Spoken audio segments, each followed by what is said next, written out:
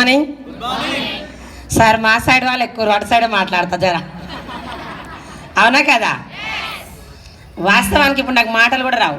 ఒక 10 నిమిషాలు టైట్ పిస్తే కడుపులో ఉన్నదంతా ఎల్ల పోసుకొని ఏడవాలని ఉంది నాకు. ఒక్కసారి ఆలోచించండి, నా స్థాయి ఏంది, నేనేంది, నాకు ఈ సన్మానాలు ఏంది, ఇక్కడే కాకుండా ఢిల్లీలో ఏంది? నేను కూడా మీలాగా ఒక ఆడ మనిషినే కదా, అవునా కదా? మరి మనం ఏం చేస్తున్నాం అంటే ఎవరో ఎక్కడో సెలబ్రిటీలు టీవీలో చూసి చెప్తున్నాను, పక్కింటామో చెప్తే నమ్ముతలేము. ఆమె గెలిచినప్పుడైనా నమ్మొచ్చలేదా? గెలిచినప్పుడు నమ్మొచ్చలేదా? ఒక్కసారి దండం పెట్టి చెప్తున్నా లేడీస్కి, అమ్మలకు, అక్కలకు, చెల్లెళ్లకు, బిడ్డలకు ఏం కావాలని ఉంది, ఏం లేదో చెప్పండి. దీంట్లో ఏం లేదో చెప్పండి. నా టెస్ట్ నేను ఏమి చెప్పా, ఈ ఒక్కరోజు చెప్పినా మీకేమి అర్థం కాదు. ఒకప్పుడు 8,000 జీతం, రేషన్ బియ్యం స్థాయి, టీచర్ దగ్గర కూరలు అడుక్కునే స్థాయి, ఆర్టీసీ బస్ ప్రయాణం, ఇది తప్ప ఏరే ఆలోచన లేదు నాకు. ఎందుకంటే 7,000 8,000 జీతంతో ఏరే ఆలోచన వస్తుందా? కానీ మనం చేసే దేనికి? మన పిల్లల గురించి. మనం ఏం తిన్నాం నడిచింది, ఏం పోయినా నడిచింది. పక్కింటి అంకులు 2 అంతస్తుల బిల్డింగ్ కడితే నువ్వెందుకు కట్టలేదని అడుగుతారు ఇప్పుడు పిల్లలు. అడుగుతురా లేదా? పక్కింటి పిల్లలు బర్త్డేకి క్లాస్లో మంచి చాక్లెట్ వస్తే మమ్మీ మా పిల్లలకు కావాలని అడుగుతారు. ఒకప్పుడు పిల్లలు మనం ఊకున్నాం, ఇప్పుడు మన పిల్లలు నువ్వేం చేసినావు అని అడుగుతారు, అవునా కదా? ఇప్పటికైనా ఏ లోకంలో ఉన్నావో, ఏం చేస్తున్నావు ఒకసారి దండం పెట్టి చెప్తున్నా, తెలుసుకోండి. Good morning. నేను ఒక 2 నిమిషాలు కొత్త వాళ్ళ గురించి నా టెస్ట్ పోయి. నా పేరు బీబీ, నేను చదువుకుంది 2వ తరగతి. ఇందులోకి రాకముందు ఒక ప్రైవేట్ స్కూల్ ఆయమ్మని, చిన్న పిల్లల దగ్గర మూతులు కడిగే ఆయమ్మని. ఈరోజు ఇక్కడ మీటింగ్కి వచ్చి ఒక 3 నెలలు ఎంట పడితే ఆ మీటింగ్కి వచ్చినాక కొన్ని ప్రొడక్ట్స్ వాడుకున్నా, మంచి రిజల్ట్ వచ్చింది. సాయం చేసినట్టు ఒక 4గురికే చెప్పిన. ఆ 4గురు బాగుందమ్మా నాకు కూడా ఇప్పి అంటే ఒక మీటింగ్కి వచ్చి కూర్చోబెట్టిన. 7,000 వచ్చింది 3 నెలల తర్వాత. 7,000 ఎలా వచ్చిందో ఫస్ట్ మీటింగ్కి వచ్చినాక తెలుసుకున్నా. ఒక ఆమె టీచర్ అన్నది, ఏమై టీచర్ కాదని చెప్పి. అలా 30-40 మీటింగ్లు అటెండ్ అయినా. 30-40 మీటింగ్లు అటెండ్ అయినాక నాకు నచ్చింది 3 జనరేషన్. నువ్వు 3 సంవత్సరాలు నిలబడితే, నువ్వు భూమి మీద లేకపోయినా, మీ సార్ లేకపోయినా, నీ పిల్లలకు 3 తరాల వరకు అవకాశం ఉందని చెప్పి వెస్టేజ్లో గట్టి క్లాప్స్ కొట్టచ్చా లేదా?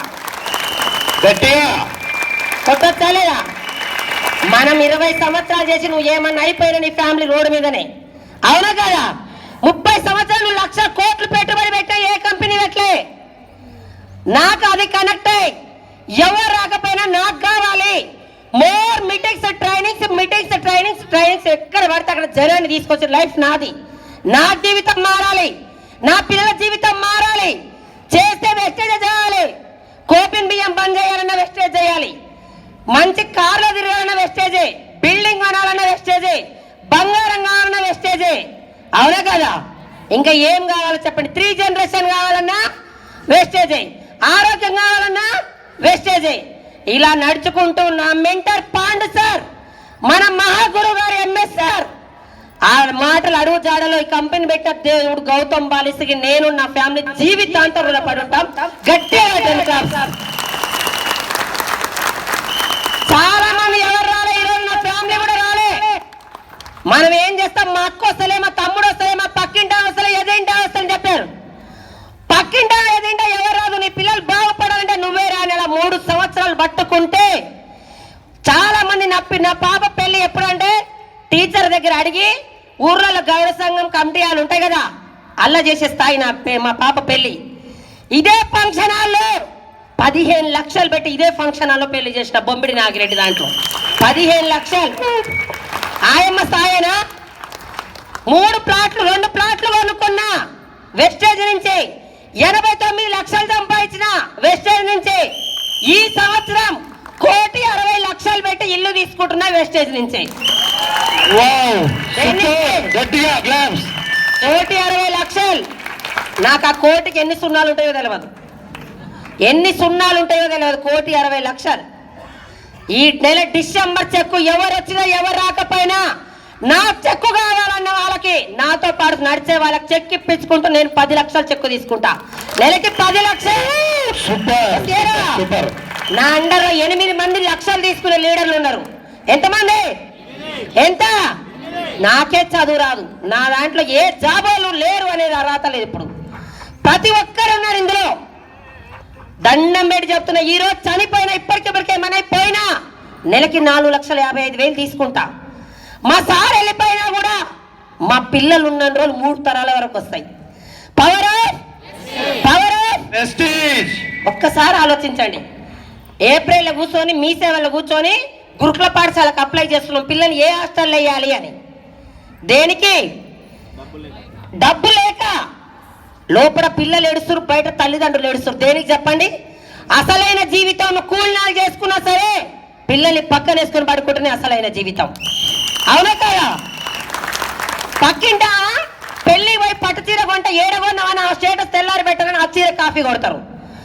సార్ ఫోన్ కొంటారు, కాఫీ కొంటారు.